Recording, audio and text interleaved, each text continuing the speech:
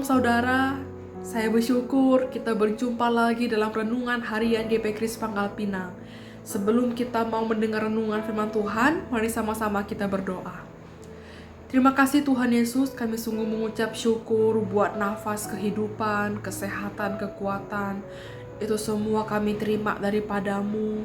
Dan kami sungguh mengucap syukur atas setiap kebaikan Tuhan, kasih karunia Tuhan yang kami bisa rasakan dalam setiap kehidupan kami. Nah, pada hari ini kami mau mendengar renungan firman-Mu. Kami mohon Engkau menolong setiap kami. Biarlah firman Tuhan bukan hanya kami dengar, tapi biarlah firman Tuhan itu dapat bertumbuh dan berbuah dalam setiap hidup kami. Inilah doa kami Tuhan, dalam nama Tuhan Yesus Kristus kami berdoa. Amin. Bapak Ibu Saudara, firman Tuhan hari ini saya ambil dalam Yeremia 18 ayat yang keempat. Saya akan membacakannya bagi kita sekalian. Apabila bejana yang sedang dibuatnya dari tanah liat di tangannya itu rusak, maka tukang periuk itu mengerjakannya kembali menjadi bejana lain menurut apa yang baik pada pemandangannya. Sedemikian jauh pembacaan firman Tuhan. Saudara, ada beberapa tokoh Alkitab yang akan kita pelajari saat ini yang merasa hidupnya begitu hancur oleh keadaan dan tekanan hidupnya. Kita bisa melihat dari Raja Daud. Daud pada saat itu diurapi menjadi raja, namun harus hidup dalam pengejaran Saul. Kita juga belajar dari Hosea. Hosea dipakai Allah sebagai nabi, tetapi ia harus memperistri wanita sundal. Kita juga belajar dari Ayub yang saleh, tapi dia diuji oleh penderitaan yang begitu berat. Begitu juga dengan Yusuf. Yusuf mendapat petunjuk bahwa ia akan menjadi orang terbesar dari semua saudara-saudaranya. Tapi justru kenyataannya, mereka menjual dia sebagai budak, bahkan harus merasakan hukuman penjara. Saudara, dari beberapa tokoh Alkitab ini, dari Daud, Hosea, Ayub, dan Yusuf, mereka semua adalah orang-orang yang diberkati Tuhan.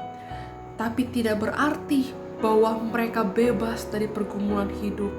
Masing-masing dari mereka bahkan diperhadapkan dengan persoalan yang begitu rumit, melelahkan, dan menguras emosi mereka.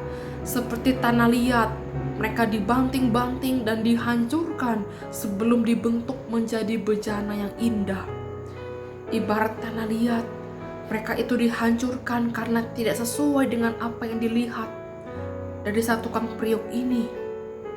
Dan saudara, Tuhan diibaratkan seperti seorang tukang periuk yang berhak menghancurkan bejana yang rusak. Sedangkan kita adalah manusia berdosa sebagai bejana dan diibaratkan bejana yang rusak itu. Dan saudara, Tuhan Allah memiliki kedaulatan secara utuh atas diri kita. Dia dapat membentuk kita menjadi seperti yang diinginkannya. Peristiwa yang menyakitkan, menyedihkan, yang menguras emosi kita, itu mungkin membuat kita merasa hancur. Adalah wajar mungkin keadaan ini sedang tidak baik. Kita mungkin dalam tekanan hidup yang begitu sulit, seakan-akan mulai tidak ada lagi pengharapan pada Tuhan. Terkadang keadaan hidup kita dapat membuat iman kita tidak lagi bersandar pada Tuhan. Kita merasa kecewa dengan Tuhan. Karena apa? Karena apa yang kita inginkan, apa yang kita rindukan, Tuhan belum jawab melalui doa. Dan saudara, dari hal ini kita belajar bahwa kita adalah bejananya Tuhan. Tuhan itu adalah tukang periuknya kita.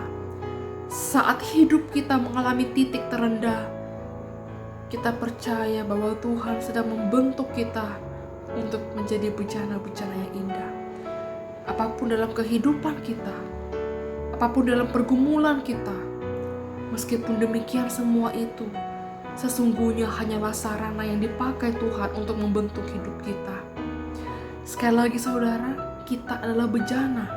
Tuhan yang membentuk hidup kita menjadi pribadi yang sesuai dengan rancangannya. Apa keadaan yang kita alami saat ini saudara? Apapun keadaan yang kita alami saat ini, ingat, percaya bahwa Tuhan sedang membentuk hidup kita untuk menjadi bejana-bejana yang begitu indah di pandangannya Tuhan.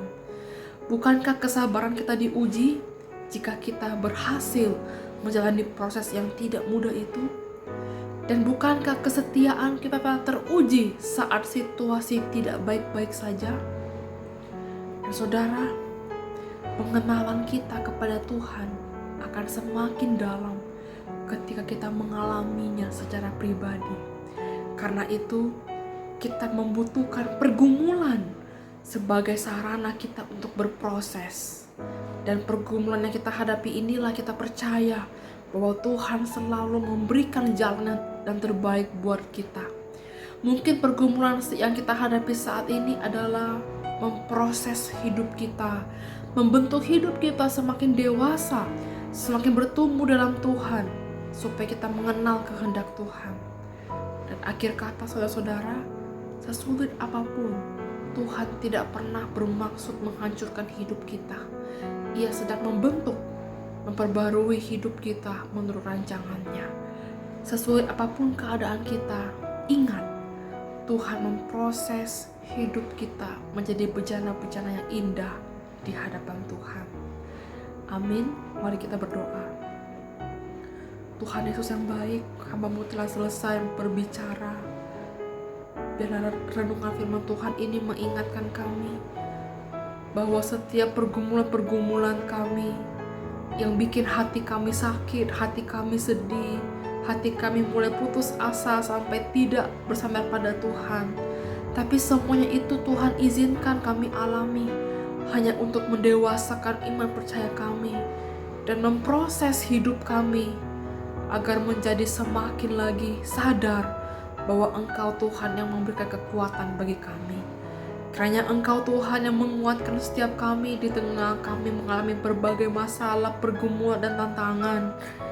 Kiranya kami sadar dan kami ingat bahwa semuanya itu Tuhan izinkan demi kebaikan kami, demi untuk menguji iman kesetiaan kami kepada Tuhan. Mampukanlah kami Tuhan untuk kami bisa mengerti dan melakukan firman-Mu. Dalam nama Tuhan Yesus Kristus kami berdoa.